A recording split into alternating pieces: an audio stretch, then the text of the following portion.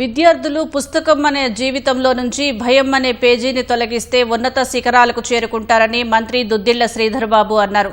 పెద్దపల్లి జిల్లా రామగిరి మండలం పన్నూరులోని Manthani JNTU engineering కళాశాలలో నూతన ఆడిటోరియాన్ని బుధవారం రాత్రి ఆయన ప్రారంభించారు. లక్ష్యం పెట్టుకుని ముందుకు సాగాలని విద్యార్థులకు మంత్రి సూచించారు.